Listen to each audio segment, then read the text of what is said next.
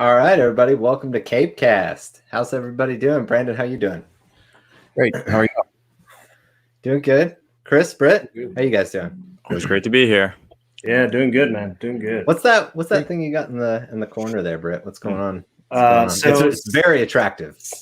Yeah. So each of these CAPECasts, as we've been talking about Falcon Winter Soldier, there's been a couple mentions of a other movie, Just a couple. other universe. Yeah. So we're gonna be tracking that. What is it tonight?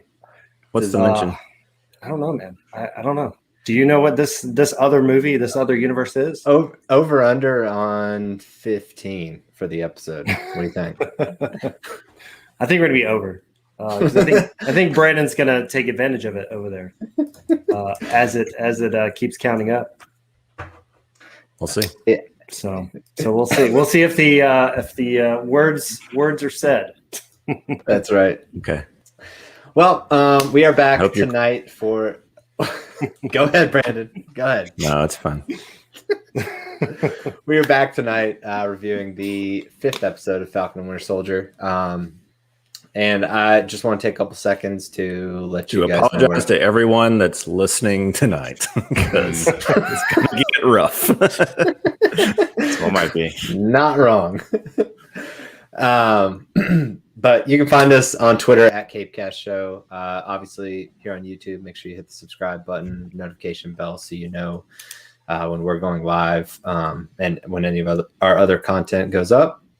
Also, we hit 500 subs this week. This week. So we decided to launch a Patreon.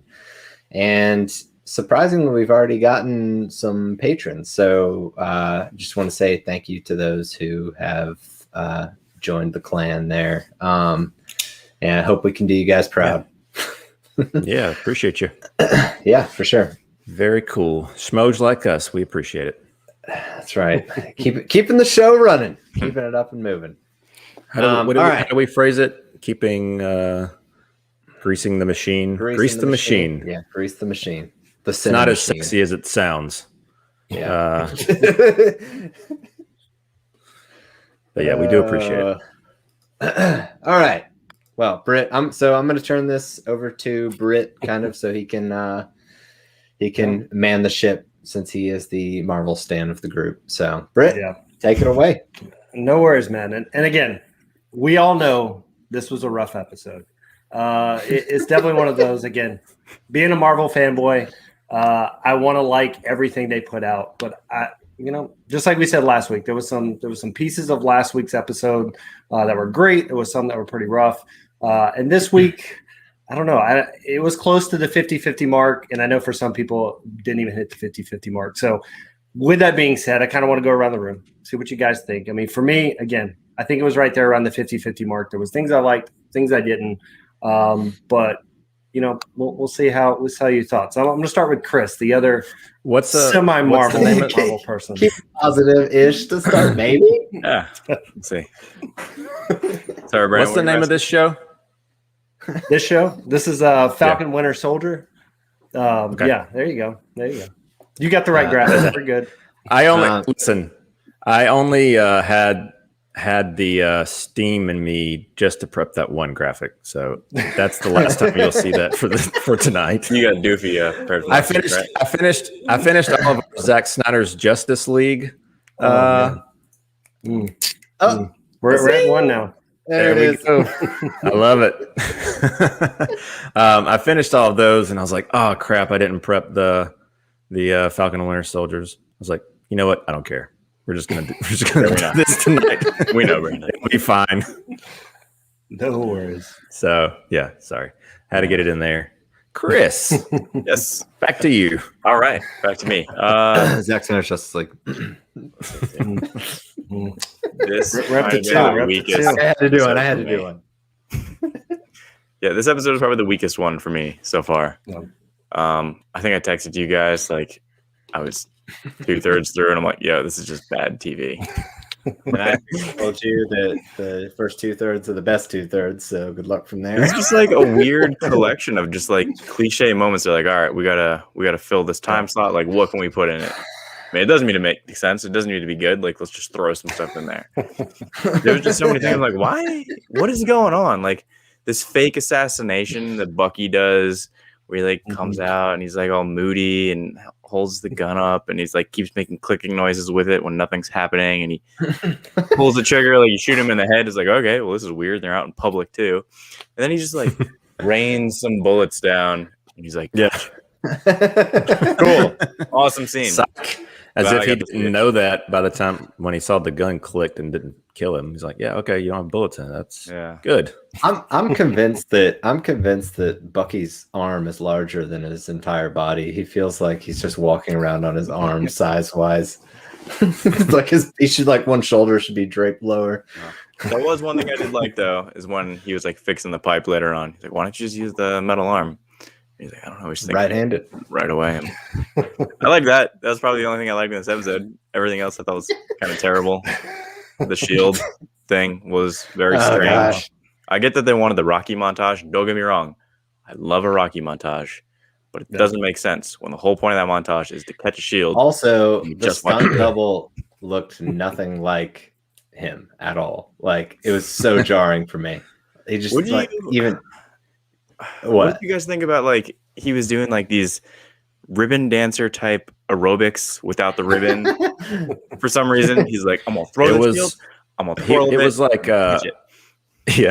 It was like, I don't know. I'm picturing Will Ferrell and flips and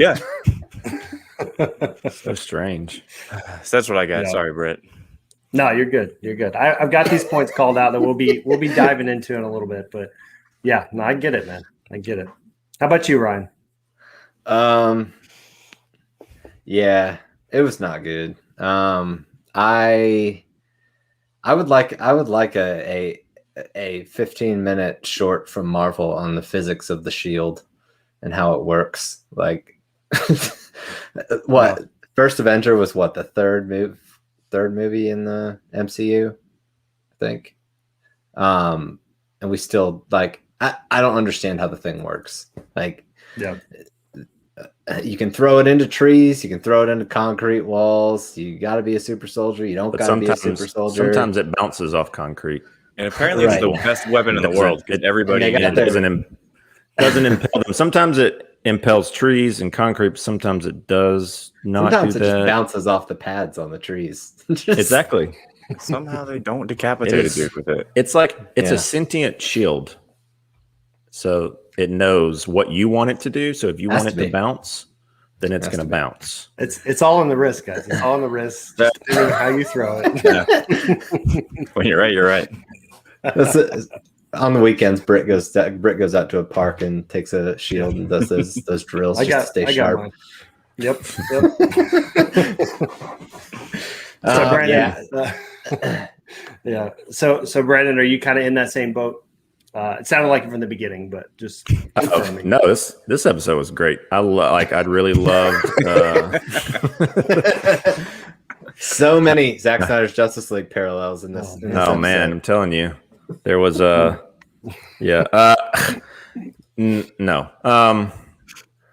I took notes and I couldn't come up with anything positive in my notes. I tried to. I just think this show is such a waste of time. That's a pull quote for marketing. I'm sorry. And maybe this show right now is going to be a waste of time for people listening. I don't know. People love this stuff. At least hopefully there'll be some comedic value in it. And I'm not trying to take a dig at this show. If people are enjoying it, that's great. I wish that I could enjoy it. I want to, especially since we're going to cover it weekly. We only got one more left, though. So yeah. Don't worry, Brandon. Don't worry. You don't got 9. It's just 6 this time. I don't know, man. I mean, I know that we're talking about this episode specifically, but it just continues to further how like nerfed they're making Bucky, and just God. I don't know. Yeah. It's just it's so slow and boring to where it could have been a movie. Like it could have been a pretty decent movie if they would have cut a lot of the like slow and boring stuff, but it still wouldn't have been great. I don't think so. Just doesn't work as a series. Dude, And once again, they're PR bullcrap with trying to hype these like new reveals, and it's Elaine. It's like as soon as I saw the like high heels or whatever walking, I was like, okay, Britt had his idea about it being Matt Murdock. I was like, oh, what if it's Trinity and whatever her from Carrie Ann Moss, whoever her character was, like she's the lawyer and it's not Matt Murdock. And then Dreyfus is cool. Like I thought she was fine in the scene, but like, I would have enjoyed her being in the show more if they hadn't hyped up the fact that there was going to be a celebrity. They got to stop it with that. They got to stop it with their hyping up. And we'll definitely dive into that one because I think there's definitely some missed opportunities with that one. I think as far as how it was hyped up, how it came to be. Potentially, we should have already seen this person already in the MCU. So I think there's a couple pieces we'll talk about there, and what it could mean in the future. But definitely, I would agree with you on that one. Like, the hype that was coming around, some of the clues that were put out there pointed to so many other "quote unquote" better people that could have shown up in that cameo that we did not get. But yeah, I mean, I was actually thinking of that same kind of thought that you just mentioned about the movie earlier today. Of like, I was going to ask you guys if they could have taken all of this. Right, we still have one more episode. I'm crossing my fingers. I'm hopeful because there should be a lot of action in the next episode. There's a lot of, these storylines that should be coming together. Right, so I'm really hoping that we're going to get a little bit more in the next episode. But I kind of went down that path too of like, what if they did take this 6 hours and crunched it down to 2 hours, 2.5 hours in a movie? Do we think it would be any better? If they had a 2-hour mandate? Yeah. Like I know they know another movie where they did that. Brandon, what movie was it? Snyder's Justice League. Is that what you're talking about? Like when the original? If I just say Justice League, does it count? When I say original, do I have to say Z? It does. The logo just says J. We're gonna put it. Yeah, we're gonna put it all together. Whether I say Justice League or Zack Snyder's Justice League, it counts both. Yeah, I think I way overshot our they're both counting in this episode. +2. Okay, gotcha. So, okay, all right. Let's just checking. Yeah. No, you're good. I don't care if it's a movie or a TV show. You cannot carry the Flag Smashers. Cannot be in it a thing. Yeah. Oh my gosh. The way this episode I'm sure we'll talk about it. We'll go kind of sequential, but the way they ended it with the whole like, you let me know when you hear something about this little girl who's like destroying I got nothing right now. So we don't. We're a team. What does he say? He's got they got this like dialogue. It's like, yeah, I mean, we work together and we got but we're not working for them. I don't know. It's just like I don't know. This whole episode's like, and we're working on the boat now, and then we're gonna. Oh my gosh, we're throwing the shield back and forth. I don't know. All over the place. And so if we kind of like start to kind of weed through it, right? I did think at least the start of the episode, right? Like the whole after the scene, right? After the beatdown with the shield, the whole warehouse, like I had high hopes at that first little sequence. Like, okay, we're gonna get this awesome fight. I appreciated that they picked up right after. That they picked up right after. Instead, it didn't go, to the later part. But yeah, I really enjoyed that, and I enjoyed this fight. And I'm wondering if the reason why you're seeing Bucky not be as strong or whatever, right? There's been and I kind of thought back to this, right? There's been this nerfing of Bucky through all of the movies since Winter Soldier. And I don't know if it's just like him being deprogrammed or whatever is like taking away his drive. If you think about the fact, like if you're brainwashed or whatever, and you're just told to do something, maybe you don't think about your limitations or something, but he didn't have any issue picking up all those boat parts off of that truck. I'll tell you what, it was. When this episode ended, because they've neutered him so bad on this show, the first thing I did is I went to YouTube and I typed in the highway scene from Winter Soldier and I watched that and I was like, what is happening? Like, how are we here? and that's the thing though. Like if you watch Winter Soldier and then you watch Civil War, right? Like in Civil War, like Spider-Man takes down Bucky and Falcon by himself, like playing around. He catches Bucky's like arm, like mid swing. And then he just kind of, is having fun with them. Right. And again, superpower, whatever. Yeah. So it's just one of those things. Like, I feel like little things like that have kind of started to bring them down, but I'm also curious if they're doing that on purpose, because we've already learned that Isaiah Bradley is way stronger than Bucky. Right. He even said he ripped his arm off pretty much when they were fighting. And then we heard that this guy that was building the new superhero serum was using, like DNA or whatever from a successful super soldier, which either has to be Steve or has to be Isaiah. Most likely it's Isaiah.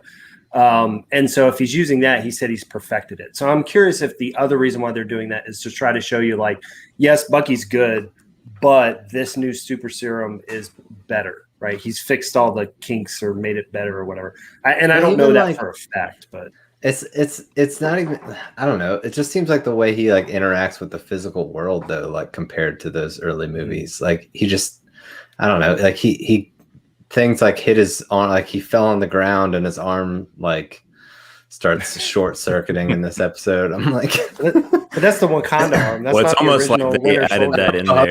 Okay. It feels like they added just that in there to kind of neuter him a little bit, so that because in a like as far as hand-to-hand combat, he should have just been able to take him out by himself. Yeah. Watching this show, I wouldn't have been convinced that he could though. Like I'm saying, on paper, he's supposed to be able to, right? But they're just, I don't know. Like I didn't feel like there was even a need. They'd for rather him Falcon to do that. do his little rocket boosts. That was like a weird ending where he tackles both of them as Bucky had kind of like sorted it all out finally, and then Sam's like, "Let me charge in, and I'm gonna knock all of us out." I mean, instead of dude, just like the bad guy. the guy straight up rips off Falcon's wings in that sequence. Like, I don't think they need to de-arm Bucky in any way, like whatsoever. I don't know. It was just, I just feel like he's kind of like the punching bag now for these movies. And I'm wondering that scene you're talking about, like when his arm was kind of you're just in time. 18 minutes and 26 seconds.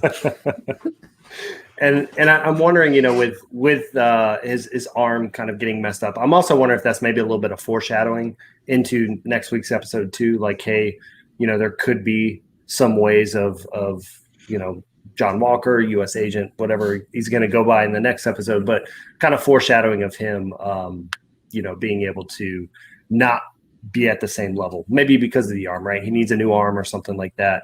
I don't know if you guys. I just don't like it. I don't like it. All of it strikes me as bad writing. He knocks. They totally like turn off his arm with the spear or whatever, the Wakandans. In the episode before this, now it's like it wasn't a spear. It wasn't a spear. It was the Simon button pressing on his arm. Yeah, there you go. That, but I don't know. Come on, Wakanda's supposed to be better than that. All right, that was supposed to be an upgrade. Yeah. So I agree. I think that that fight scene, like I really thought it was gonna be so great. I did think it was fine. Like there was a lot of pieces of it I enjoyed.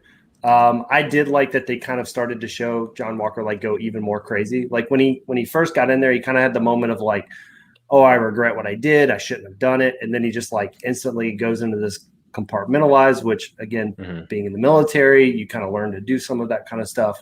So, and then when he's going there, like the whole like, and this is the part I really enjoy about his character that makes him the real bad guy, is he just keeps referring to himself as Captain America, right? And if you go back and watch all the other movies, Steve never he does do that. He says that a lot. I am Captain America. There should be a counter for that on the episodes. Which is it's a nice like parallel to Steve, because like even when he's being asked by people and stuff, like Red Skull asks him, he's like, I'm just a kid from Brooklyn, right? Like he doesn't see himself being Captain America. That's just I am something Groot. he does. I am Steve Rogers. So it's nice. It's Yeah, a nice I miss parallel. that. But, yeah. Take us back to that. So you guys kind of mentioned it with, he does the same thing, right? He's on top of Sam with a shield, about to essentially kill him just like he did Nico last That's his episode. finishing move, apparently. Yeah, that's his go-to. And then he rips off the Falcon's wings, right? Just grabs him barehanded. And I think that's trying to show you like this super serum, like it's crazy. And he's able to just kind of grab those wings and rip them off. But I think there's also for you, Britt. Yeah. Before you go any further,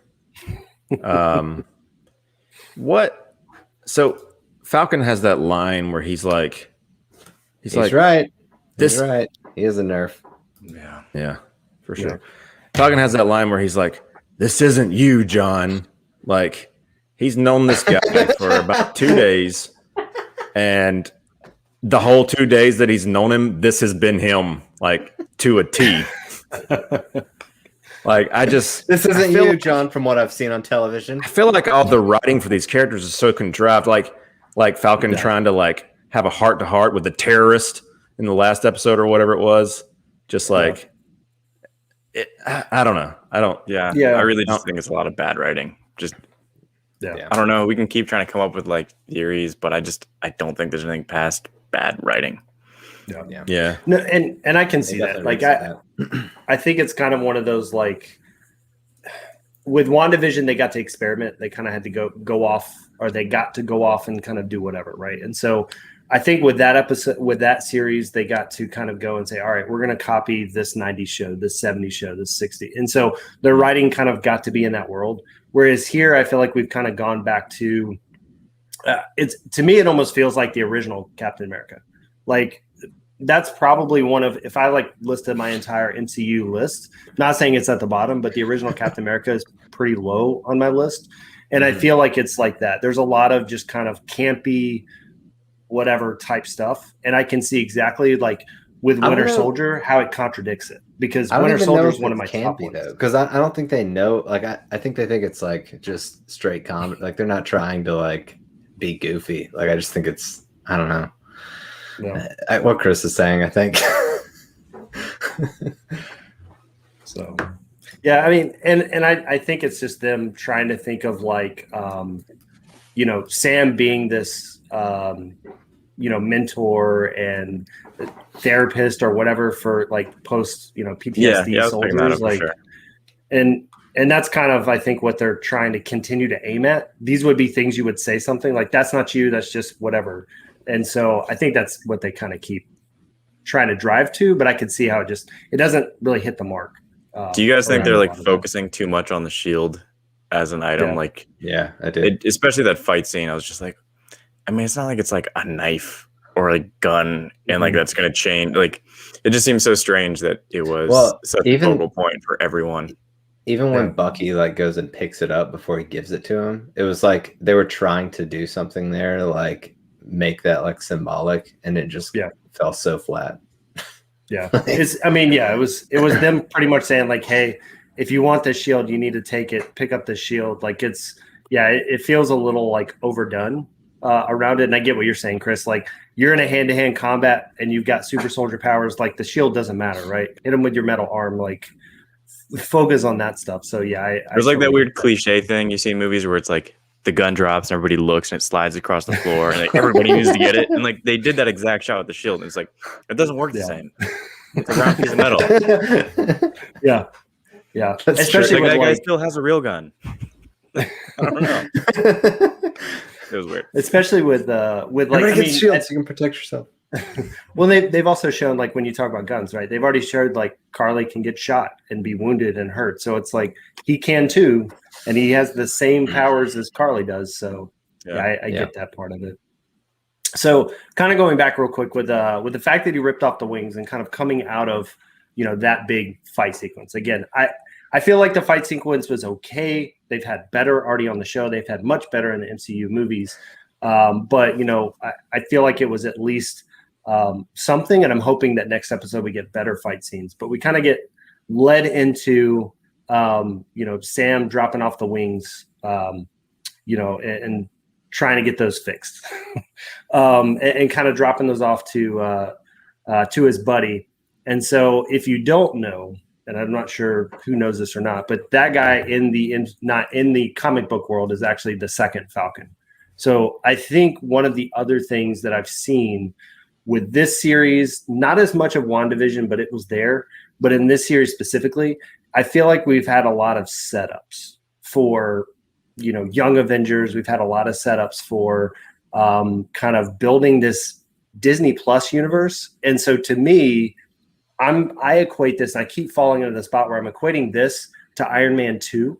And I feel like Iron Man 2 had a lot of these same issues where they were trying to set up S.H.I.E.L.D. They had Black Widow, coming into that movie. And it was just like there was so much setup to where the villain wasn't really a strong villain, right? Justin Hammer wasn't really huge in Iron Man 2. And then he kind of just disappeared from the universe. Like, I feel like that's what the Flag Smashers feel like. It's just not super strong, and there's just too much setup going on.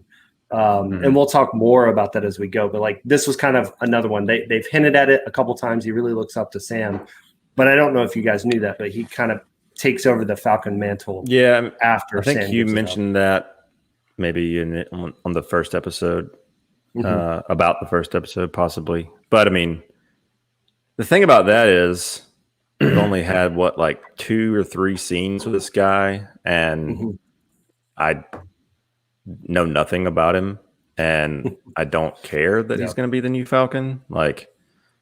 Cool. I don't know. It's a question for you, Britt.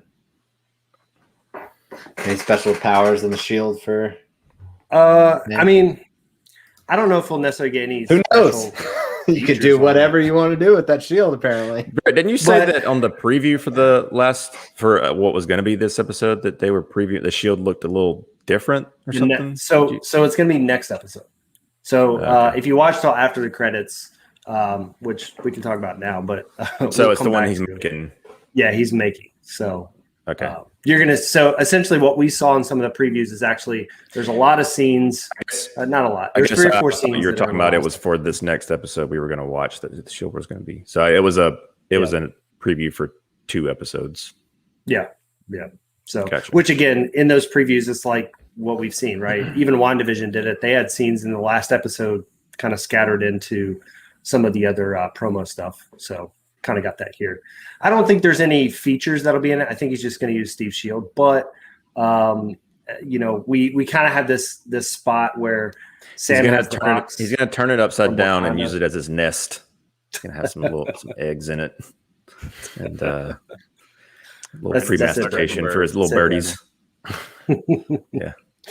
So again, it's kind of that would be interesting. I would tune in for that. But anyway, sorry. Yeah. Derailing. So Zack Snyder's Justice League. we gotta hit the button there. There you go.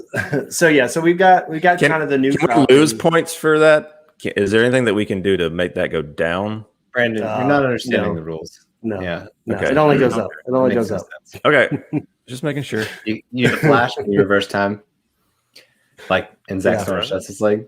Yeah. So we got the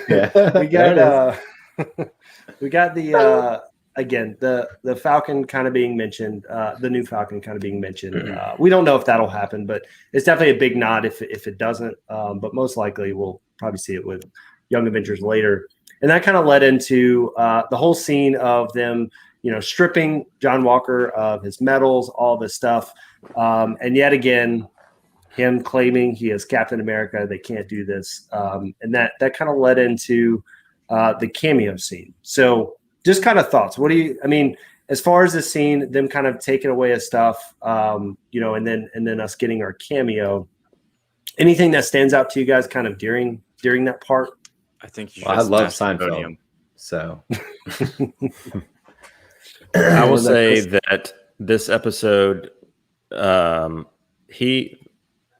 Walker was probably less convincing overall as far as his acting. I didn't buy a lot of that personally. It was a little heavy-handed, except for this scene that you're talking about. Like, I thought that him and the judge was pretty decent when he just kind of like snaps a little bit at the judge. Yeah. But I think I don't know. And I've seen him as an actor in other things. I think he's solid. I don't think he's like Kurt Russell level in terms of, the comparison that you would easily make. Yeah, but get out of here. Yeah. But he's solid. But this is probably the weakest that I've seen him so far. I told Brent, we kind of talked about this briefly the other night. When he went into the warehouse at the beginning and he was like breaking down, I was like, all right, I can dig this. I thought like maybe he was gonna, when they walked in, I thought maybe he was just gonna turn himself in. And I would have been more on board for like that kind of a storyline with him. But when he just like stands up, he's like, all right, I'm gonna go. Basically, I'm just gonna kill some more people, I guess. I already did it once. And I got the same kind of vibe when he was in the courtroom. It was just like this. I haven't had enough of a transition from like in the beginning of the show when he's like the golden boy in the locker room and he's like this honest, earnest. That's literally like the only scene you get like that for the most part. Well, what I'm saying just turns is like, on a dime later. Yeah, there wasn't enough like push pull with this side of him and the way he is now. So I just felt like he was just like screaming in the courtroom like a child. Yeah. When he was talking. So I don't know. Yeah, how about you, Chris? Anything around there? Yeah, I mean, this scene didn't do a whole lot for me. I was just kind of like bored with it. I think Ryan made a good point. If he had kind of turned himself in, then all of a sudden you add some complexity to the character and you can do different things and you kind of don't know where he stands. Whereas, he just kind of flipped the switch of like, okay, this guy's crazy and he's a jerk. So I guess he'll yell at people and be paranoid. He'll punch this podium really hard when he's angry, but it won't break for some reason. But it won't break. Which I feel like that would have been a cool maybe opportunity. Brandon was to, like, right. show off, Maybe he didn't take the serum. You're right. So Chris, you should run this show. That would have been a good moment. I was waiting for like when he left there to be like an indent or a crack in the podium or something. Yeah. I didn't really care about Elaine. It's cool to see her, but I don't know. I just had so little investment in this whole scene, and we need like an Elaine dance drop for this this episode. Yeah, I do think that like this cameo kind of really fell short, whether it was hyped up or not, right? Like even if we didn't know it was going to happen, I feel like this was one of those where you just kind of go, okay, like who is this? I don't know what's going on. I think honestly, like, and even with me, like when she said Val, right? When she said the full name, and I'm not even going to try to say the full name, but when she said her full name, I was just like, huh? And then when she said Val, I was like, okay, I remember the name. I remember kind of the character. And then I pulled out, my phone just to Google. I'm like, oh, okay, that's who it is. And so like, there was a part here where, and we've talked about this before, even with WandaVision, because of the pandemic and because everything got shuffled around, like Black Widow would have came out before this. Supposedly Val is in that movie. So maybe it would have been a bigger scene, seeing her here and then seeing her in that other movie, like maybe that would make a lot more sense. But in this one, it was like even the way they did the camera work, you could tell it was supposed to be this big reveal. And then you're just like, okay, like I was expecting, to Brandon's point, that could have been Karen Page from Daredevil. It could have been Hogarth from Daredevil or something like that. We know several lawyer type characters at this point. That would have been pretty cool. Or even She-Hulk, right? Introducing your next Disney Plus kind of down the line. But yeah, it kind of fell flat. And if for those who are watching and for some of you guys that don't know, I mean, Val was Madam Hydra in her comic lines. So this is kind of bringing back Hydra a little bit. We don't know if Hydra is fully, been eradicated or not after Civil War or Winter Soldier and all the different parts. But there's a couple other pieces to it. So like she's had a couple different runs. There was one where she was working as an agent of S.H.I.E.L.D. She was kind of right-hand person to Nick Fury. And so there's another one where she's the leader of the Fem Force, and she's actually working with Sharon Carter, which we'll talk about that in a little bit too, because that could be something around that. And then there's another one where she's actually a Skrull in disguise. So this could be another hint at like Secret Wars, like we saw with the ending of WandaVision. So there's definitely a couple different paths they could go with her. But I do find the one kind of interesting with Sharon Carter because we've kind of thrown around this whole, power broker thing. She mentions to him like, hey, you've caught some eyes. There's people who are going to be interested in this. She knew a lot what was going on. And in one of those lines, she was actually kind of like the leader or over the ruler or whatever of Madripoor in one of those comic lines. So there's a chance that maybe she is working with Sharon Carter and maybe she's the power broker. Maybe Sharon Carter's a power broker. Maybe there's another person we just don't know yet. And they're all kind of working in unison. So I don't know. Go ahead. Sorry, go ahead, Britt. I was going to say, I think there's places they can go with the character. I just think the cameo itself kind of was like, meh. Yeah. I do think Hydra has always been like a cool part of, the Marvel Universe and the MCU, especially. So it's cool to kind of see it get a little more attention. I wasn't excited really dealing with her, but it is like a cool point of like, all right, maybe we'll get a little bit more Hydra again. But I don't know if you guys follow Boss Logic at all, but he dropped some art like just a couple of days ago, and it was a kind of a mashup Hydra symbol with like the Spidey emblem. It seems like he does a lot of official work, so I don't know if maybe it was like a little teaser where we might see some more pushed. Nani's in the house. Yeah, well, Nani. Yeah, that all I can picture is Elaine dancing when she when they pan up to her. No, and kind of to your point there, it could be really interesting if she's kind of talking to U.S. agent, right, and getting him on board. There's also a whole comic line where Captain America is, part of Hydra, and he has the Hydra symbols and stuff on him, which they kind of already gave a nod to that when we did the whole Infinity War type thing, and he was pretending like he was in Hydra. But they could pay it off here with, John Walker turning into Captain America and then eventually kind of working for Hydra if they were to rise. I think you messed up your movies. I think it was Endgame. Was it? Oh, yeah, it was. Sorry, when they were going to get the. Oh no! This is live too. Britt's gonna have nightmares tonight about this moment. I do that a lot with Zack Snyder stuff. With you mean Zack Snyder versus Superman and Justice League? You've piqued Brandon's interest. I'm looking for the image that Chris mentioned. I saw it on his Instagram the other day. I think it's like one of his latest few. So yeah, I think that it kind of like that is pretty cool looking. So yeah, I think it's just one of those things where potentially. But yeah, I think it's one of those things that this is yet another one of those setup things where, this series is going to be just one of those that I don't think, even with the last episode, right? I think there's going to be some really cool stuff that happens in the last episode with the showdowns and the battles and things, but I really feel like they're just setting a lot of stuff up. And that kind of leads us into what you guys talked about earlier, but like Zemo's capture. The business card. Yeah, the business card that was completely blank that she just hands. If you didn't know that, Walker tells you. There's nothing on it. Yeah, yeah, Brandon. That was the first thing he told me. He called me the other night was the business card thing. We see it, John. There's nothing on it. You don't say.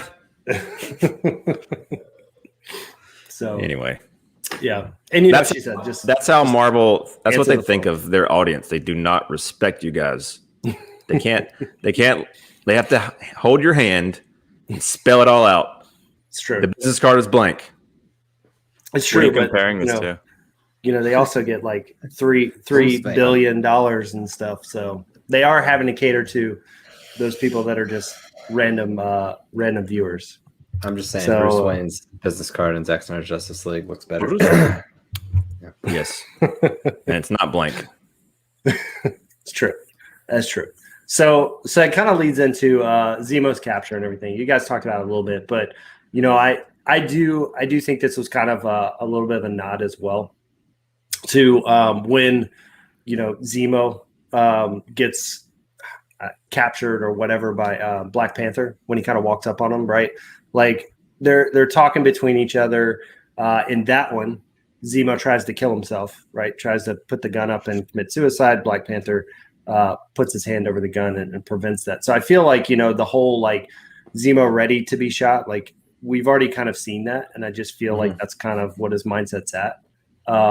But, I do find it kind of interesting as a nod of this kind of being like Bucky saying, hey, I'm not what you think I am, right? I'm not the Winter Soldier. I'm not this killer. So you think I'm going to kill you, but I'm not. I'm showing you that I beat the programming.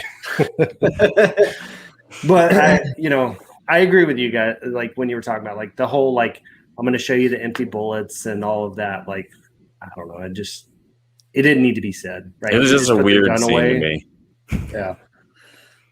And then he walks away, and I'm just like, no, don't go. You're why I watch this show. Don't leave. I think he'll get his own show, though. Yeah, I think he'll get his own show. And then you can just watch that one, and hopefully that one will be better. You get a show. You get a show. Will they pick up with the Flag Smashers with his own show now? No, So they'll pick up Flag Smashers. No, so they'll pick up with the Thunderbolts at some point with that. And so I think, again, like I said, the whole setup thing that they're doing, this is just another setup. So rather than him going back to Wakanda and being like put on trial or whatever, instead they're taking him to the raft. So we've already seen the raft. It's where they're housing all of the world's worst, criminals, right? Superpowered people. And so I don't know when they're going to release this because of the fact that you have Suicide Squad everywhere. I don't know. Does that count on the counter or not? But because of Suicide Squad being out, that's essentially what we look at with. That's not very closely tied to Zack Snyder's Justice League. Go ahead, count it. Did it go up? Yeah, there we go. There you go. But yeah, so like it's another one of those things where the Thunderbolts are essentially like that. It's, hey, here's all the villains. We need to go do some jobs. They work for Ross, which is over the raft. So I think we're definitely going to see that. And that was a setup of them sending him to the raft. I think we've seen a lot of characters like the Leaper, which we'll talk about in a little bit, kind of already being in the universe that are part of that team. And we may see some other ones. How is this? This is random. How is this show doing with viewership? Do you know? Have they released anything? The only thing I've seen, said it was their most streamed thing when it released. I know, like the first episode. I'm just curious, how it's done as it's progressed. Yeah, I haven't seen any numbers or anybody saying anything since that first episode. You talking about for Zack Snyder's Justice League? We haven't seen numbers. I still have yet to see the numbers. Yeah. If you don't see numbers, it's bad. Whether it's good or bad, it's bad if you don't see numbers. Maybe. I mean, and it could be like, I don't know. I feel like WandaVision did pretty well in the numbers and it was very different and out there. I feel like with this one, unless it's just people falling off and not watching it, I feel like their numbers probably stay pretty constant.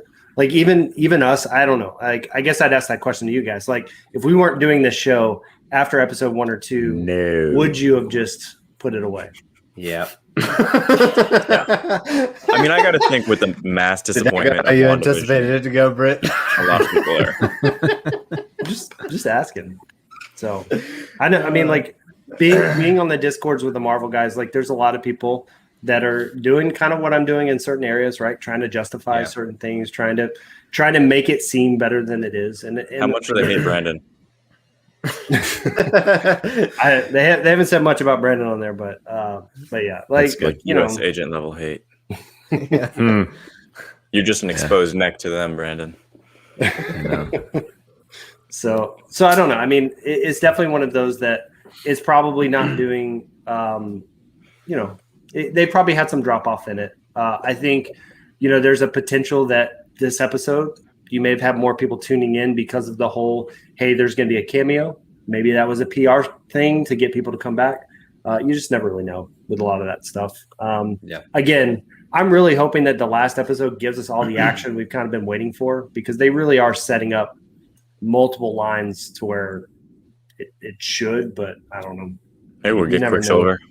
My expectations are so low at this point. I don't know if it can let me down. And and maybe that's something that we're going to have to do with the Disney Plus shows, right? Like, again, I think WandaVision had its moments that were pretty good, but theory crafting, we already saw theory crafting really hurt that one.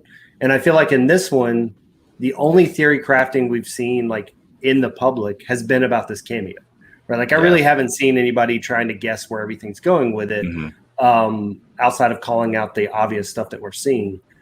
So it's definitely one of those that, like, maybe even with Loki, like we're gonna have to just go in with kind of an open to watch this show alongside Invincible. Like it's I haven't started yet. Dude, you need to watch it. Okay. It's so good. Britt, have you watched that show? I haven't seen it yet. I saw all the previews and stuff. It's on my list to watch. You got to watch it. It's so good. But I mean, I get it. Like watching The Boys, right? I've watched all the seasons of The Boys, and after seeing something like that, and then coming here, and I think that there's some pieces in here, like it was mentioned in chat earlier, about maybe they're watering it down a little bit. Like there was definitely, we talked about this last week, there was definitely some kind of storyline about a virus in here that they ripped out. There's potential that they're having to experiment with how much blood and violence that they can put on here, right? Like Daredevil on Netflix was so amazing because it just felt real. Sure. And the whole scene with John Walker and like the shield, like, it wasn't a decapitation, but like, I feel like that was like, oh my gosh, scene. But then we get back to these fight scenes and you're just like back to no blood and things I like just that. feel like with these Disney Plus shows, like they need to stick to, you've got a narrative where they're like talking about how these are going to be movie quality shows. Like they really set that bar too high for themselves. And then they have like they've got Wanda's a big character, Vision's a big character, Bucky's a big character, Falcon's a big character. Like I feel like you've either got to like introduce new, like less, like more Agents of S.H.I.E.L.D. type stuff on these shows, or go all in, because like expectations are going to kill you every time when you're dealing with these level of characters, and then you've got the cinematic stuff going on also. And I'm also curious if this is the way of them kind of writing some of these characters off, right? Like we're going to see Wanda in Doctor Strange 2, but we also know that like they're trying to get some of these OG characters out of the universe so they can start kind of working towards the new. And so when you look at like Winter Soldier and Bucky and like Falcon, like where do they go from here, right? The next whole like phase 4 is more intergalactic, whatever. It's not Earth based. Maybe the Eternals are gonna be a little bit Earth based, but not really. So like I don't know, on the slate that they have right now, I don't know where the Falcon comes back as Captain America without it being on a Disney Plus show. I don't know what Bucky does, right? They just announced a day or two ago they're going to do a Black Panther Disney Plus show. Now we don't know if that's Black Panther, if that's like, I don't know, Shuri taking over or whatever, and maybe it's not, at the level of another movie after Black Panther 2 or whatever. But that may be where these, I mean, it's sad to say, but that may be where like Bucky stays, right? Like he goes from this and then he goes to the Black Panther Disney Plus. I don't want that to happen, but I'm just saying, like, I don't see where he gets pulled into an intergalactic like universe. So where do you think like Spider-Man fits in with that? If everything is going intergalactic? Well, I don't know. I mean, like, I think Britt kind of said it last week when I think you said it, Britt, but just seems like Sony is setting all this stuff up so that whenever they kind of divorce themselves from the MCU, they can just do their own thing. And so, I mean, everything in Far From Home with him becoming like the next Iron Man is just like fluff. Is that? I think so. I mean, you have the fact of like, so Tom Holland's only signed on for this next Spider-Man. Doesn't mean he won't sign more contracts. I mean, he did for number 3, right? So, I mean, you have that. You have at the end of, Endgame. Yeah, at the end of Endgame, because now you have me questioning here, Chris. When we have the big funeral scene, like they purposely brought in the kid from Iron Man 2. 3. Iron Man 3. Yeah, Iron Man 3. So they purposely brought him in to the funeral, and we haven't seen anything about him, right? And so there's a potential he becomes Iron Lad. They've already announced that we're going to have Iron Heart as a series on Disney Plus, which is yet another. It's a girl taking over the Iron Man mantle. So, I don't know. I think that Marvel has to think about the fact that Sony could pull the plug at any moment, especially if this whole multiverse happens and everybody's excited about it, and we start to see, Tobey Maguire, Andrew Garfield, whatever, come back in here. I think I said it on a previous cast, and if not, I know I've talked to Brandon about it, but like, I feel like Into the Spider-Verse was the nail in the coffin of Sony being able to kind of step out on their own, like for Marvel, nail in the coffin for Marvel. And the fact that they did something that did so well, and then they did Venom. And again, I don't think Venom is the greatest movie of all time, but it made a ton of money because it's Venom. And so by doing those back to back, it's kind of like they can do it, whether people, would love to see it. I mean, their Spider-Man movies have always made money. It's just a matter of them kind of, they eventually just caved and made that deal. But yeah, I mean, I agree with you. Them making Into the Spider-Verse just, and it's up there for maybe my favorite Spider-Man. I adore that movie, and I love it too. I just, every time I watch it, it gets better. And I feel like I'm not as obviously I'm still worried with them trying to balance all these characters, these cameos and different people in the whole multiverse aspect that they are supposedly doing. Spider-Man, but yeah, but honestly, here's the thing. That Into the Spider-Verse, that Into the Spider-Verse being so good, it's probably a Lord and Miller thing. They're heavily involved. I mean, they're producers. They didn't direct it, but they're very involved in that. I don't know. I know John Watts is doing Spider-Man 3 again. So, and those for Homecoming and Far From Home are good Spider-Man movies. I don't know about you guys. I don't return to them like I would return to Spider-Man 2. I've watched Homecoming a fair amount, but Far From Home, no. Yeah. Far From Home I've only seen once. I just don't get why they made such a big deal about him becoming like Tony Stark's. Yeah. I don't know. Well, I think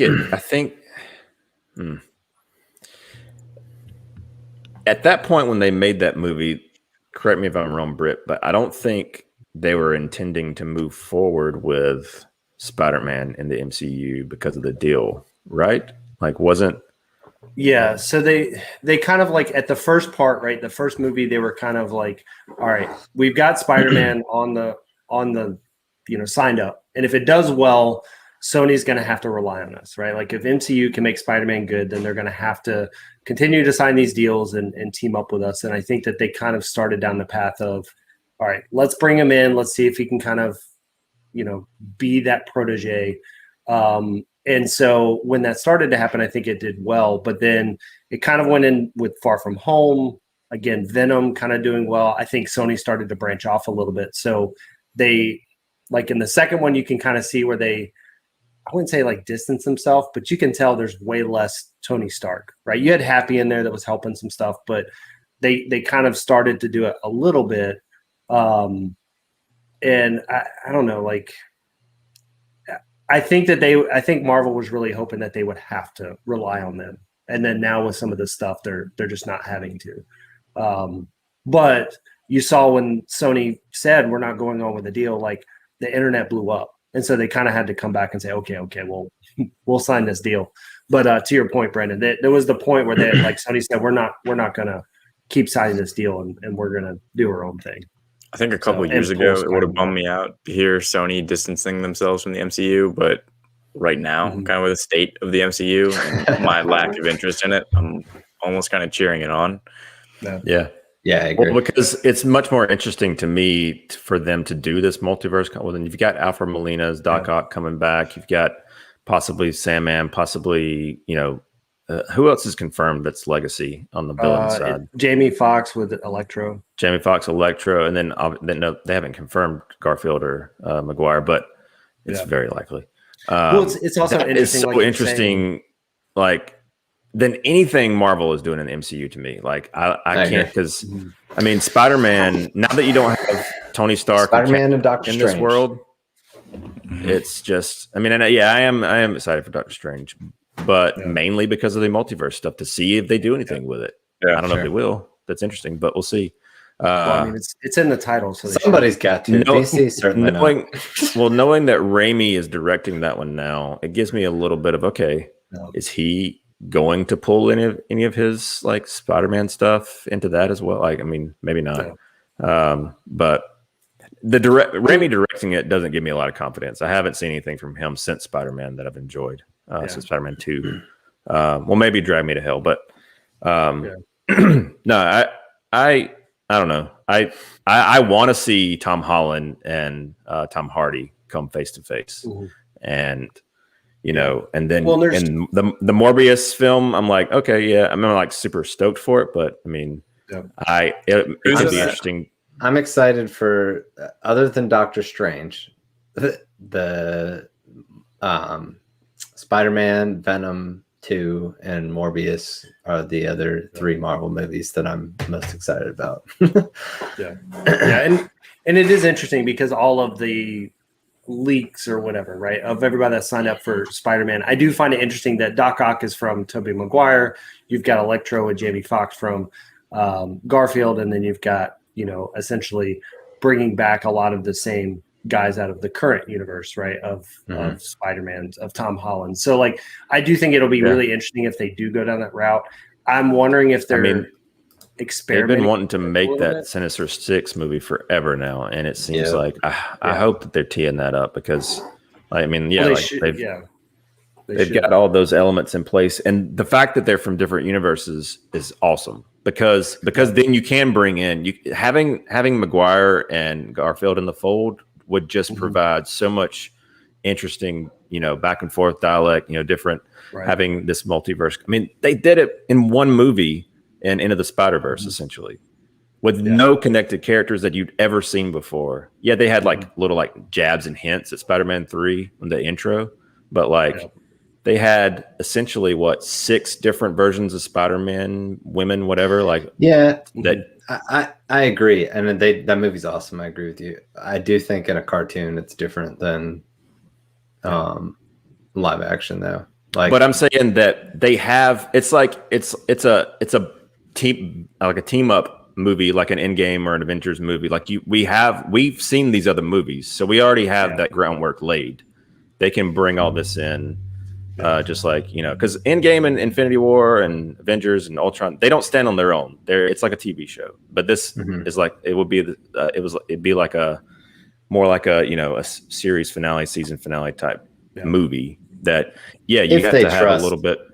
If they trust, I don't know. I just can see like a studio need for we've got to reintroduce this person, we got to reintroduce that person because it's been so long. If you're able to lean on the fact that those movies have been out and they're just trusting that people. I don't know if you have to 100% do that. I mean, essentially, if we look at the Sinister Six, everybody but Kraven of the original 6 has been introduced in all these movies. All of them are potentially signed on to come back. I'm looking at my poster over here, which actually has them up there. So there's they introduced, or they interviewed Doc Ock, and he pretty much was like, this movie is going to pick up exactly what you saw at the end of my movie.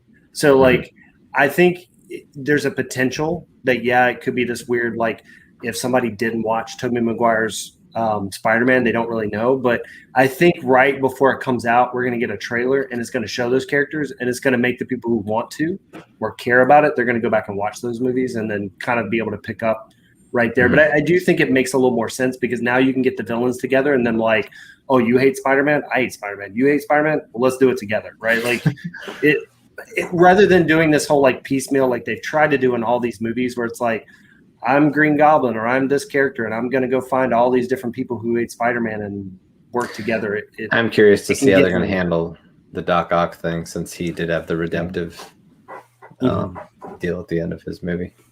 Yeah. Well, I mean, it could be because it's the multiverse. They could go and get him before, like they could go back in time and get him before he's redeemed. Like, but or didn't it say it picked up at the end of where he gets like I thought he was interviewed this week where he said that he like it picks up where it left off in Spider-Man 2. Maybe. Yeah.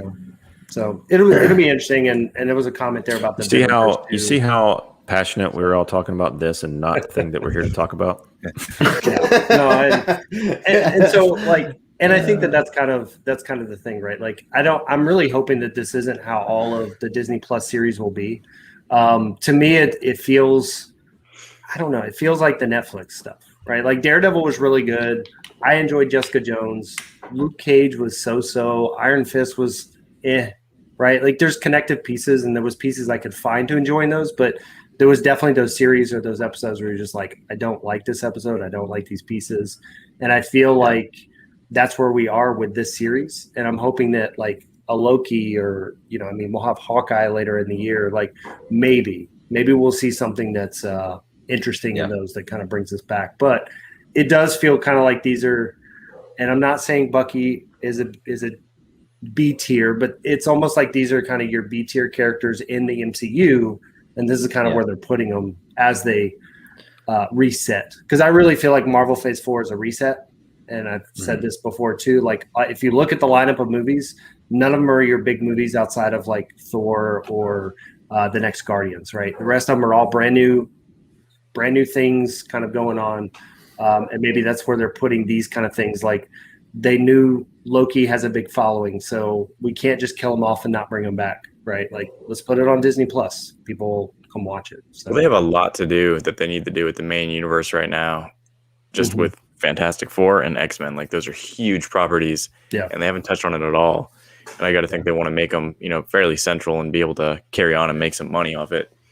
So I think that's going to be Phase 5. Yeah, I think Phase 4 is kind of like let's cleanse everybody's palates from Endgame and from this whole 10 years of Marvel, and then let's Phase 5 start into Fantastic Four and X-Men and all these. Like again, to your point, like you throw X-Men on it, it's going to make money, right? Spider-Man's very similar. You throw Spider-Man on it, it's going to make money. So like, I think they want to get there, but it may just be too soon in the next 2 years, right? Like it's 3-4 years away for them to be able to recast Wolverine, for them to be able to recast do you think Professor X do you think Marvel's kind of made their bed though with these series? Because like their whole formula for all their movies is how everything is so connected and whatever. Like with these series, like you almost like I go into these with WandaVision and with this, like my ultimate question is, okay, even when we're talking about the mutants, like how is this going to fit into the whole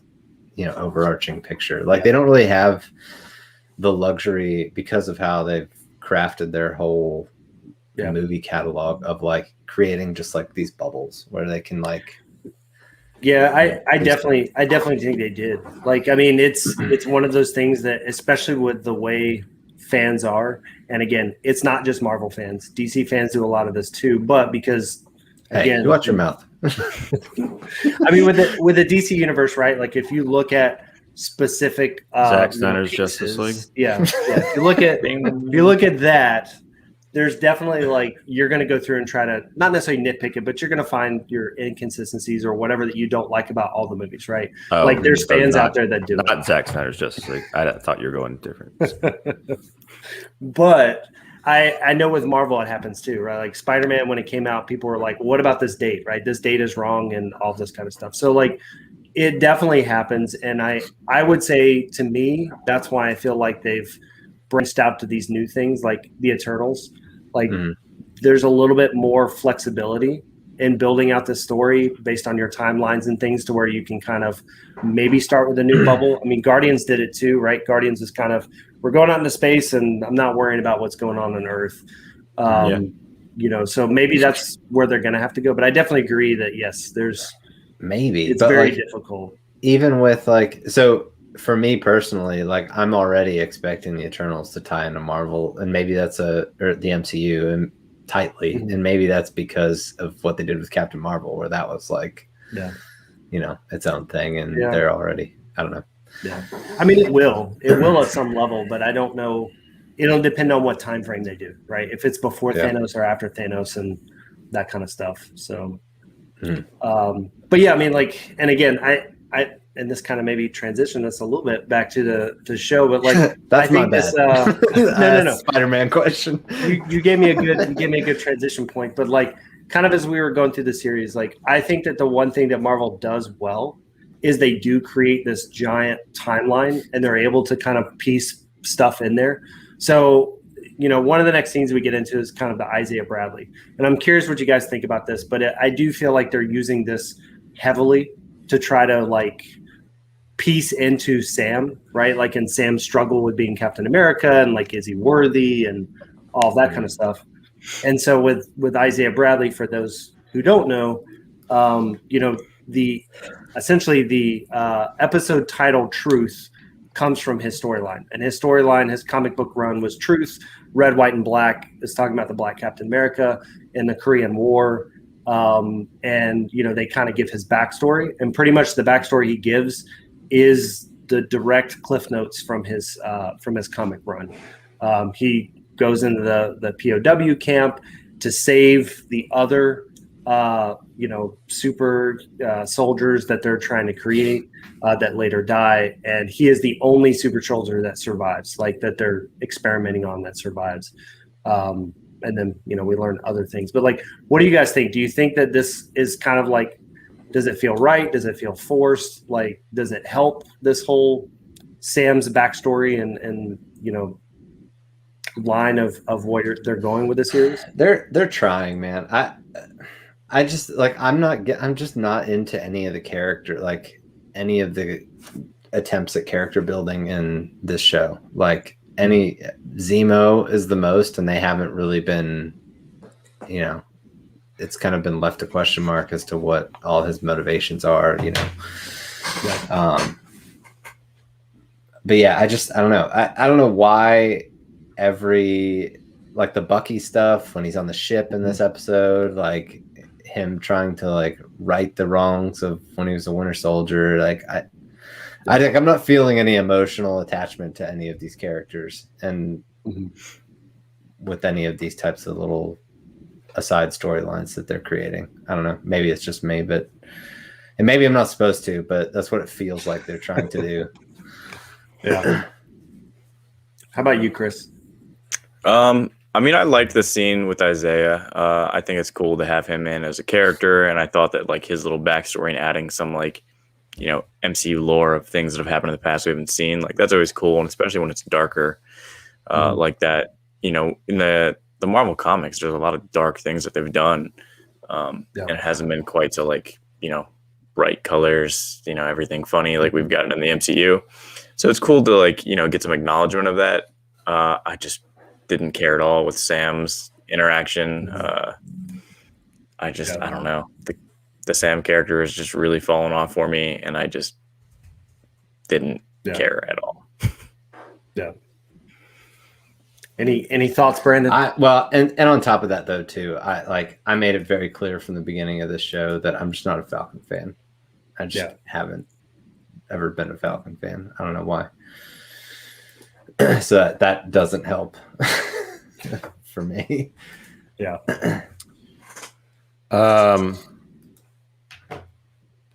I appreciate him trying.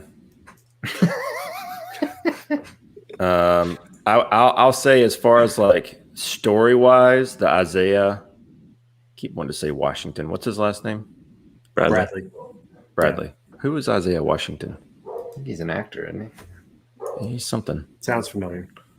If only there was a way to figure that out. Yeah, he's an actor. Yeah. Okay. I think that element is one of the more interesting, in Grey's Anatomy. established. Okay. Sounds like Oh, your yeah, kind of show. Yeah, he might have been the one that got canceled a long time ago. Anyway, I think that he's. I think that the backstory of that, it's good to have. Like it's kind of it's kind of the reason why I really love Snyder's universe so much is because there's an established there's an established history, and we're over 15.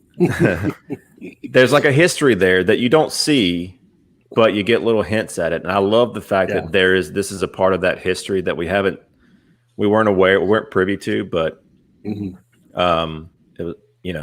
was, it'd be interesting to explore. But I just did we get him and Bucky interacting? Because I can't remember the first scene that he's in. Is Bucky in that scene, or is it just Sam? Yeah. No, Bucky's in there, and Bucky pretty much makes him like super mad because he's, asking like, "Are you coming here to kill me?" And then that's when we learn that like he ripped off his arm and all that kind of stuff. Okay, that was when I was. There's your wifey. Hello. That's when I was rushing through these episodes. To try and get caught up. So sorry about that. Awkward. But no, I mean, I don't know what was the other part of that question. I mean, I appreciate them trying, but it's not landing in other areas. Like I said, the whole Bucky, like Sam's home life with his sister. I don't care. Anything related to the ship in this show, I'm out. Like I don't want to see any more of it. I don't care about it. You didn't like the 20 minutes of them fixing the boat to like happy go lucky. It just comes across as such like filler. Yeah. I don't know. Yeah. Like we got a 45-minute episode. We got to fill some time. She wants to know what the JL count is. The Zack Snyder's Justice League count? That count? That count is that counts up to 17 that counts. Now. So she said it, and Ryan said it. Did you give 2? Okay, well that's true. That's a good point. We'll do written word counts. That's a new rule. So like it's a little bit of setup, right? We actually saw Eli, which is his grandson, out there playing basketball, who is Patriot in the Young Avengers. So yes, I think I agree with you, Nani. Yeah, and I think that there's some stuff in there where like it's set up, right? It's set up for that. I think his whole comment of like, a black man wouldn't hold Captain America's shield. I think it's foreshadowing again for Sam to decide to do it, as well as Eli to eventually take up the Patriot, moniker and everything. So. I definitely agree that like with that comment, like it would have been really cool to see some flashbacks in that, right? Not just talking, and maybe like to me that would have been better filler than the boat scene. I'm 100% on board with you guys with the boat scene and the shield scene, which is kind of where we transition into. And it felt like, I think a part of the boat scene was to try to like convey this whole like Bucky being okay with, understanding why Sam didn't want to take the shield, why Sam didn't think he deserved the shield, and like some more, building with him. But I don't know. What's up, Matt? So that is my future brother-in-law. Oh, nice. Right there hanging out with us. So Nice. so it's definitely one of those, like, I really wish they would have filled it a little bit differently. And again, Kelly already called it out too, and while we were watching it, and I did, I said something too about the whole like him and Bucky are throwing the shield and catching the shield, and they're doing fine. And then a little bit later, Sam's trying to catch a shield and can't catch a shield by himself, right? Like start the montage. And to your point, Ryan, he was just jumping around doing flips, and I don't understand why in a battle you would cut a karate flip to catch a shield. Like it was didn't make sense. So the stunt double they had looked nothing like him, and it was so glaring when they had the pan back shots where he was doing all the flippy flips, but then like they would the shield's coming at him, he catches it, and then they up close shot all of a sudden, and he's like, Mackie now, and he's just.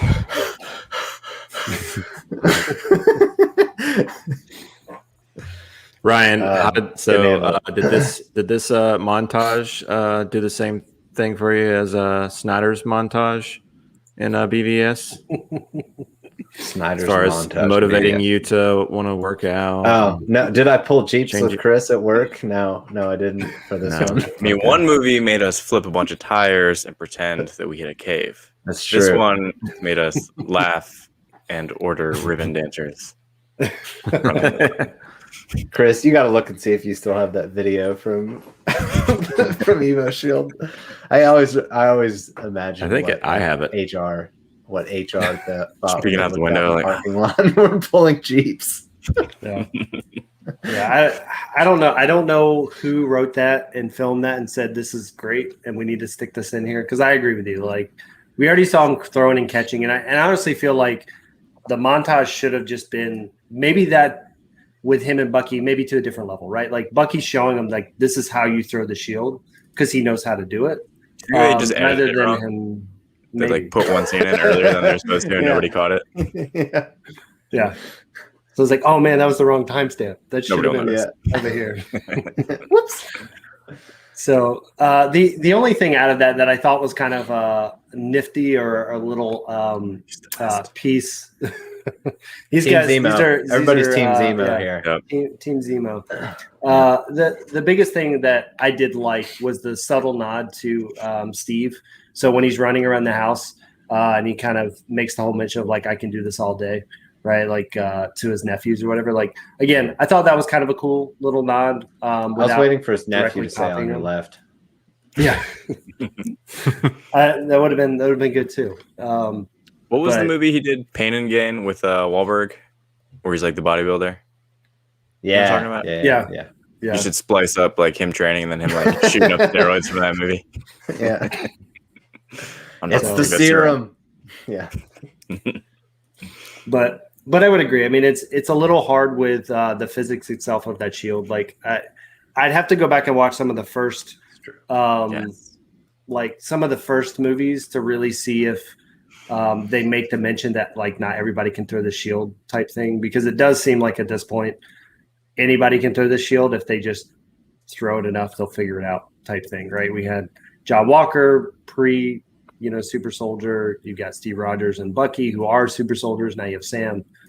So that'll be interesting, just as a piece. But that kind of led into the fact that, Bucky, with this whole boat scene, right? The only thing that really mattered in the whole boat scene is he gave Sam the briefcase, right? The giant briefcase that's from Wakanda. He called in a favor with Io to do this, and they've yet to show us what's in the box. So we don't know what's in the box. Even though we can all guess what's in the box. What's in the box? Yeah. So it's going to be a vibranium-based Captain America suit.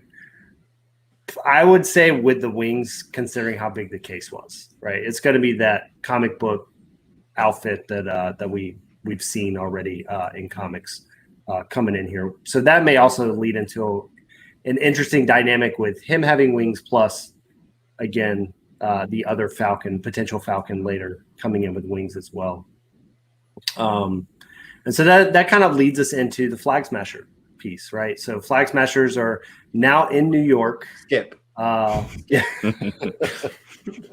Going up there. And the only piece that I find interesting about this is some people said if you turned on subtitles while Sharon Carter is on the phone, she is actually talking about sending the Leaper up there. So she is the one that actually got the Leaper to meet the Flag Smashers and bring all the weapons and stuff, which again kind of hints back to potentially kind of being the broker, right? The power broker, or at least in affiliation with it, and her being a villain because she wasn't using an iPhone that time either. And it was very obvious when she held her phone out and showed it. What'd you think about their dialogue where, like, I don't know, Carly, who I don't care about, was talking to the other guy that I don't care about, and they were talking about doing something bad that I don't care about. And he's like, whoa, so we're bad guys now? And it's like, how many people have you killed at this point? And you're just not figuring that out.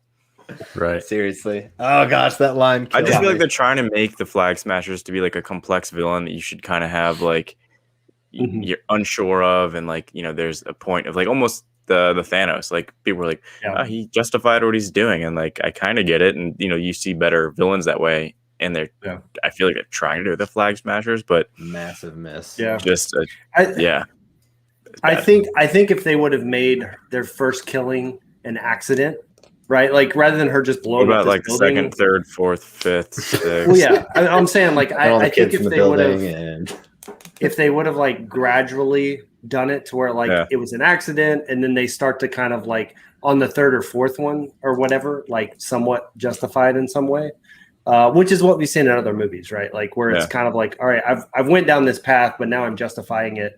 But yeah, I do think that it was kind of like a flip the switch, and now they are bad, but they seem to not think they are. Man, I just don't buy her at all in this role. Like, the dude shows up with all the weapons in the briefcase. Like he's like this super hard looking guy, and she's just, I don't know.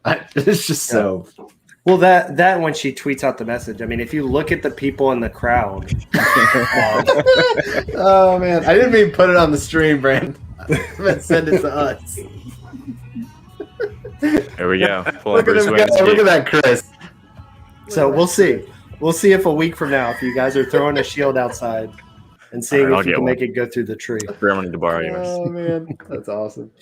So, but yeah, no, I agree with you guys. Like they just don't feel like menacing enough to be villains, and they don't. I don't know. So. I hate you. So Bruce.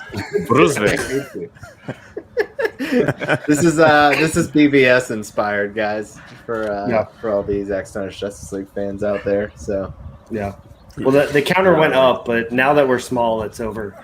Like yeah. Oh, man. You listen, you can hear Ryan. He's really giving it his all. That's better than I can do. Much better than I can do. What did you think about that scene where she sends out the text and like everybody's attention's there, and then she kind of like whistles to herself? Embarrassing content too, Nani. Yeah, that was. I mean, and that's the thing. Like when you see all those people stand up, it's just like random people, right? Like, like it. None of them look like they're in shape to like storm a building or anything, or I just didn't none get of the them whistle. are like. Like you just communicated with words that they all saw and read with like a clear message, but then it's like your whistle is like, oh, you hear what she just said? They got to have the Hunger Games whistle, man. Yeah, that's a good point. They got to bring that in. But yeah, no, I agree. I think it's just one of these like weird, like, I don't know. They need to be more menacing. And if people are all of a sudden like coming up, like I expect them to have like ammo and guns and whatever, right? Like they're really going to take this place down, not just random people sitting out in a field on a picnic. So yeah, I don't know. Like it'll be interesting to see where that travels. I got like John Wick vibes at that scene. John Wick at the end of John Wick. Yeah. So like, I guess it would have made more sense if that happened in like Madripoor, right? Like if it happened there, you have like all these bad characters, like when the one guy got shot and they were running. But like here, you're just out in the middle of New York, out in the grassy field. So but we didn't know that like, until they showed the Chrysler building. You kind of didn't know where you were. Yeah, well, it's because it's in Georgia and not in New York, and it's obvious. Out at Centennial Olympic Park. There's bomb. They got to stop filming in Georgia. Flags. Not for political reasons. They just got to stop filming in Georgia. It's hard to disguise Georgia anymore. It's like, at least for us, I'm like, that's Georgia. It's Georgia. That's true. I think it's just if you live here. Well, I know, like when they were doing all the boat scene and the shield training scene, Kelly the whole time's like, is that Savannah? Is that Jekyll Island? Like, which little area right down here is moss hanging and everything? Because first class was over in Jekyll. Anchorman 2 was over in St. Simon's. Like, there's a lot of areas down there, but so like, I don't know. I'm really curious what's going to be paid off in the next episode, right? Because now we're going to have multiple bad guys that are going to be in this area, and that kind of leads in, which we mentioned it earlier, but the after the credit scene or mid credit scene, if for people who stayed and watched that. You saw John building a new shield, using his metals to kind of embed them into a shield. So the other part about that like I also find kind of funny is he's building this shield, but that's just like a steel shield. So like I want to see both shields like hit each other and like literally the steel one should like. I feel like it was like not going to happen. Ideal fabrication process if you want to build that shield. Like, why would you go about it that way? I don't. It should be like a spun and forged thing, like welded together. I feel like it should have been something where like this whole Val cameo should have been her calling, going, "I've got you a new shield" or something, right? Like because she's got all the connections or something, giving them real stuff, not just like I'm gonna go make this steel shield, and use that. So no, again, overall, speaking of Atlanta, Britt. Speaking of Atlanta, it made me think about this. The snap was filmed 2 miles from my mom's house where I grew up. That's a lot of. I remember like when they were filming some of that stuff, they had to shut down like some of those streets for like a month or weeks while they were doing all the filming. So a lot of businesses were upset when they were not able to open up. But yeah, so overall, I mean, I think as far as the episode, I think we're kind of all on the same page, right? Overall, episode kind of let us down a lot of different areas. I still look at it as like, I see a lot of setup pieces. I'm really hopeful that we're going to get some really cool fight scenes in the next episode. I guess the other side of it though is even if we get like an incredible episode, like a 9 out of 10 on the last episode, I still don't really think that this series to me goes beyond like a 5 out of 10, a 6 out of 10, right? Like, did we already talk about have they confirmed a season 2 or we don't know? They have not yet. For the love of God, no. Don't do it. I honestly think when they were asking Sebastian Stan about Bucky and everything, I think he kind of mentioned he would like a season 2, but to be honest, with the announcement of like the Black Panther series on Disney Plus and things like that, like AO pretty much tells him like, hey, don't come back to Wakanda right now, just lay low, which to me is kind of like saying like, don't come back now, but you're welcome here, right? Like you can come when we have the Black Panther series, but like right now, don't come here because people are mad at you let Zemo out. Right. So, like I think if we see Bucky again, it'll probably be on that series. Or Black Panther 2, the movie, right? Like I think we're gonna or the Mandalorian. Then. Yeah, or the Mandalorian. That's Luke Skywalker you're talking about, all right? I'm gonna will it into existence. Yeah, we'll see. The internet can do some incredible things. Like, what have they done recently? I don't know. Little Zack Snyder's Justice. Wait, hold on. Zack Snyder's Justice League. Yeah, there it is. It's always odd to remember like where you're pointing at. Yeah. Hashtag restore the Snyderverse. Yeah, that's right. Please. We'll give Stop you that giving all these. Disney gives every one of their characters a series, and Snyder can't. They won't let him do anything. I mean, didn't they just have a Deathstroke HBO Max show? Make it, do it. Didn't they just announce that Ezra Miller's coming back as the Flash with his series and stuff? Movie. That's. I don't know. I saw an article with that he was actually coming back because wasn't there like a whole deal of potentially like 2 years ago? 2 years ago, there was a lot of he said, she said. Yep. There's been a lot of like if Michael Keaton is going to be involved in this one recently, but right now it sounds like he's going to be. We'll see. Yeah. So kind of going as our kind of wrapping up with this episode. What do you guys want to see in the next episode? Right, like what's something that would credits a quick 10-minute. What do you want to see Bucky do? Let's start with that. What do you want to see Bucky do that maybe redeems? I want to see him. I want to see him shining on 50 pounds. His mask. Go and put his original arm on with the star and destroy the Flag Smashers. Exactly. Yes. By himself. Just him. Just him. So Falcon gets hurt like in the first 30 seconds. To see what his Falcon's looks wings like. get ripped off again. Not again. And Bucky has to do it all. I got you. He says, "Give me that shield." He's like, "Yeah, you are Captain America. You should be Captain America." He gives him the shield, and then his hair just grows because of it. I'm right there with you, Brandon. I'm right there with you. See, I think everybody wants it, and please give it to us. Maybe Black Panther 2. He goes back to in Wakanda all and grows his seriousness, hair out. I just want some kind of redemption for Bucky in this show because I just feel like he's just been totally wasted and neutered as a character. You don't want his redemption to be going to the old man and being like, "I'm sorry, I killed your son." No, And then them hug it no, out. I don't. I want to see the programming come back and him start killing people again. That's what I want to see. Yeah. Somebody pulls out the book and they find the other activation code. Yeah. That wasn't removed. Oh, if you turn this over. So, Yeah. Chris? Chris, what about you?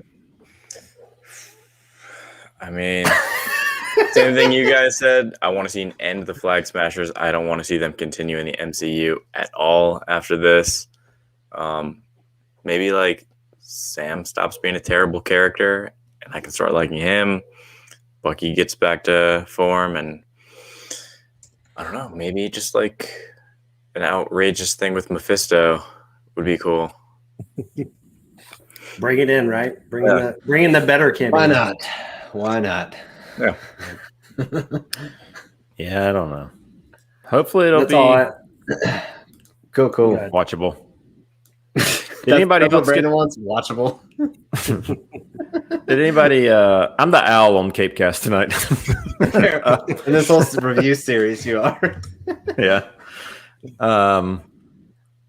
Anybody else watch anything cool? I know, Ryan, you've been watching Invincible. Want to end on a Guys, high note? All right. If you guys we need to review Invincible on here because I need somebody to talk to about this show. It's so awesome. It's so awesome. I'll watch it. We'll see. We'll see if we can convince Kelly to watch it. She did watch The Boys with me, so I know this show's a little more violent. It's going to be, We'll just see. so you know, it gets more and more violent as it goes on too. It's very violent. We'll see. But it's very good. See if I can convince her. How is it Nani still says you need to ongoing? watch it too. Yeah. Weekly. How many episodes are out so far, and how many are they doing? Oh, geez. I don't know how many are out. It's a good question. I want to say like I'm interested. 6. I know we've talked about it previously. Just my aversion to that type of animation, but I'm 6 not are out. opposed to watching it. Yeah, I'll check it out. Yeah, I need somebody to talk. I need somebody to talk to about the show. So you guys gotta help me out. Okay. Well, Gotcha. Anyways, maybe at a very minimum, we can do a series. I'm down with doing a review series review or thing, season or whatever it ends up being. This What did anybody watch any Justice Con stuff this week? Nope. No. I did. Yes. Which ones did you catch, Ryan? So I watched I watched some of the like creative panel stuff on Friday, and then yesterday I've had kind of a busy weekend. I plan on going back and looking at the ones I missed, but I saw the Ray Fisher one, the Snyder one, Manganiello, and I finished the rest of the Snyder one from today. And I want to see the Bautista and Harry Lennox ones. I was just busy yesterday, so. But it's crazy how much that event has grown in 1 year.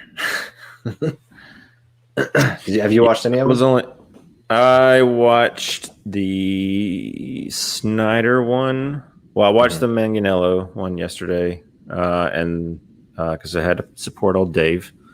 And I watched.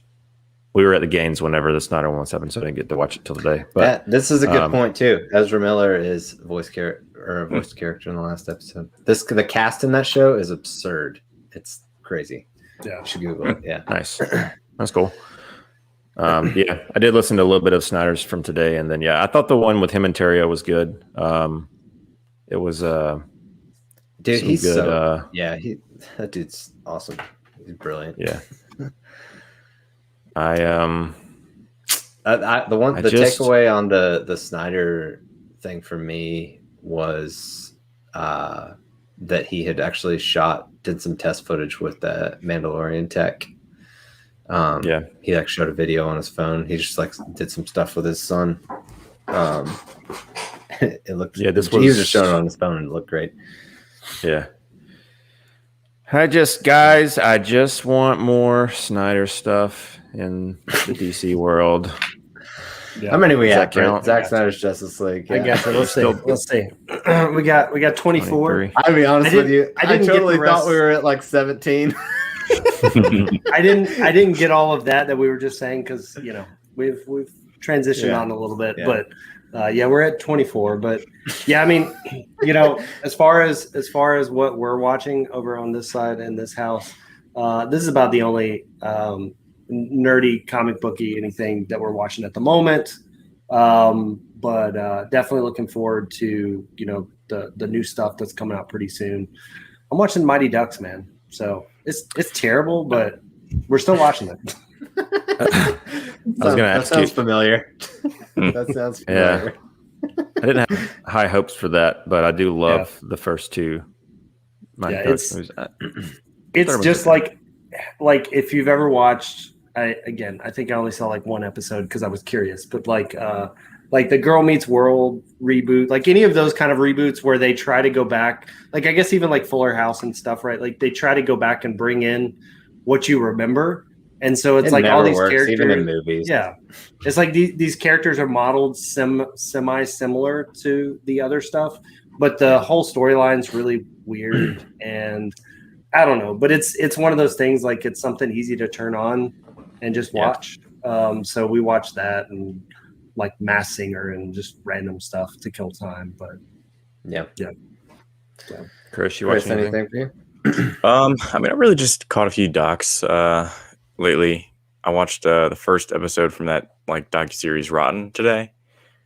It's on Netflix. It was pretty interesting. It was talking about like almost the wars of avocados and just like how it's like cartel run throughout the world. And it was like kind of upsetting and terrible to hear of like what the world market is and everything that happens. But I guess it's like a series they really dive into everything like that. So it was interesting. I'll probably check out some more of those. And I finally got around to watching Icarus the other day.